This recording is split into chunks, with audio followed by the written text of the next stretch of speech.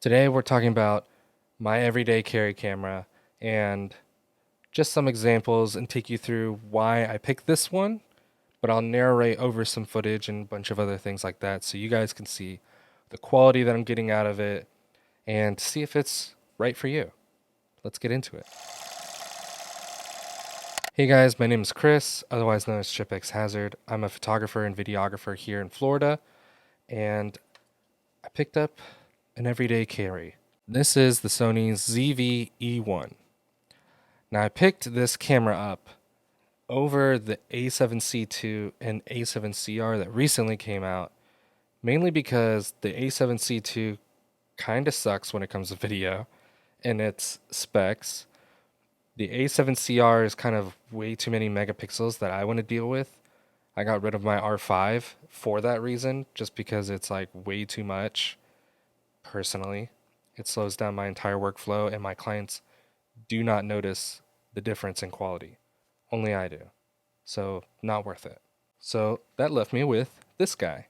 Super lightweight, it's tiny, it can fit in a pocket with the right lens. I wish Sony would come out with more pancake lenses. That would be great. This 35-28 Zeiss is the one I ended up going with. And I do want to eventually pick up other lenses for it, but because I'm a Canon boy, I don't really have anything in the Sony ecosystem besides this. This is it.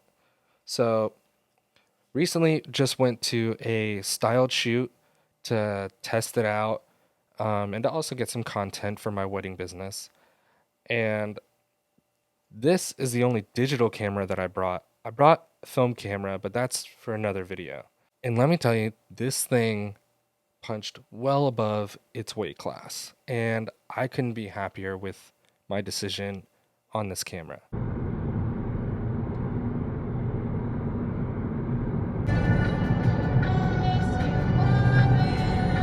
If I can be close to you.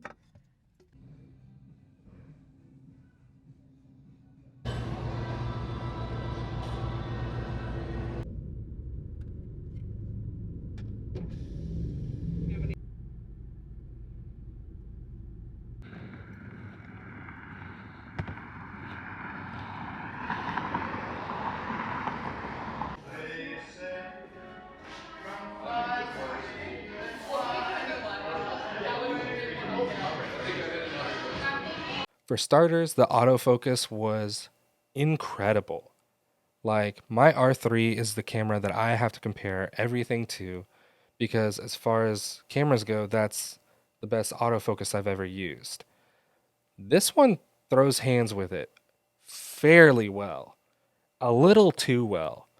And I want to say that's probably due to the AI chip in it, but dang, it did a lot better than I thought it would. And it's also really quick when swapping between photo and video. The only limitation that I had was my card buffering, but that's completely the card's fault, not the camera. As far as overheating goes, it's hot as crap here in Florida. The feels like that day was 93. Um, Way too hot to be outside, but we were outside for multiple hours, and not once did I get an overheating issue.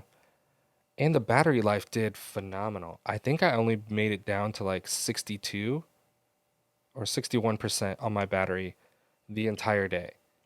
That's amazing. And I left it on. I didn't like turn it off between shoots or photos. I just dropped it by my side because I picked up this leash for it. And man, did it just. Here's some of the footage. I'll just keep talking. You guys can check everything out. All the video you see is obviously from this camera. The dynamic active stabilization, phenomenal. I was a little taken back because I did not think it was actually going to be that good, but it is that good. And I'm not just here just trying to toot Sony's horn. Like I said, I'm a Canon guy. I have a C70, I have a R3, I had two R6s. Like, I got a lot of Canon gear. This thing did way better than I thought it was going to. Like, as far as I know, I'm just picking up a small camera just kind of take with me on a regular basis. And wow, thoroughly impressed. Now, some people might say, but like 12 megapixels, that's not enough. And I've thought that for the longest time, which is why I bought the R5 and I've rented the A7R, I think it was the 4. Yeah, the A7R4, 60 something megapixels. And honestly, like when it came down to it, my clients do not notice a difference between 12 or 61 megapixels. I do, and I can see it, but my clients never see it. They don't pay any mind to it. It does not affect them in any way, shape, or form. They just want a good photo and a memory captured. That's it. So when it came to having something every day, most of these photos are living on social media or in my photo album, like at home. That's it. They're not going anywhere else. So when it came down to picking which camera, megapixels was the least of my worries, especially because I also shoot with the Epson RD1, and that's 8 megapixels. Delivered a bunch of those photos to clients. They never once mentioned the image quality isn't good enough or these photos don't look good. Never once ever said. And there's also the Lightroom like enhance feature that can make your photos higher resolution. So yeah, there's that. Anyways, I wanted to keep this setup like as tiny as possible, but I needed accessories. Like everyone wants accessories to just kind of personalize and make their camera work best for them. So that's exactly what I did. So for starters, I do like Peak Design. They make great stuff. There could be some things tweaked, but you know, for the gist of it, like I picked up this leash. It was a nice, affordable strap. It pops on and off, does exactly what I need it to do. Adjustable, super easy. Everyone knows this.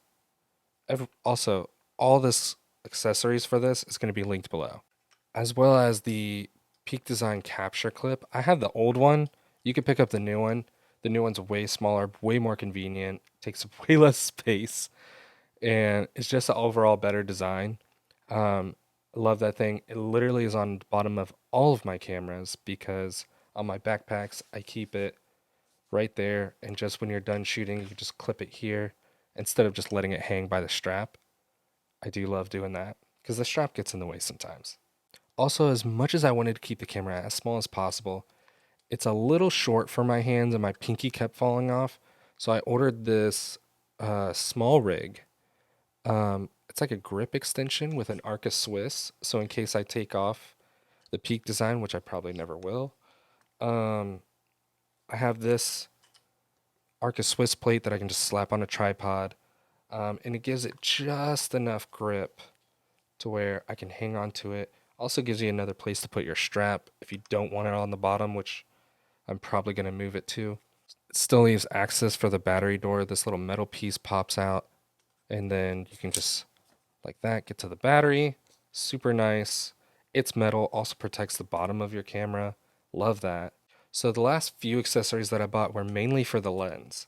And if you know Sony cameras, they are just incredibly sharp. For a lot of people, that's what they like. Good for them. That's not what I like. I like some character. I want some flaws to be introduced, especially when the light hits. I want some blooming, just stuff like that. So you're probably thinking that I picked up the Pro Mist. You'd be wrong because I feel like the Pro Mist is just a little too much and it's just really strong. And then I also feel on the other end that the black satin doesn't do anything. So we went right in the middle and we picked up the Glimmer Glass 1. And holy cow, I've been so impressed with this. The roll off, perfect. Like I get just enough like texture in the skin when I take photos of people. It's just great. I love it. And then what makes it even better is that it fits underneath the hood for the 35-2.8, so I never have to take off the glimmer glass. So, yeah, that's freaking awesome. So, wrapping up this video, guys, I hope you guys got something out of this. If you pick one up, I have all those accessories linked down below. Like and subscribe, and have a good day. That's it.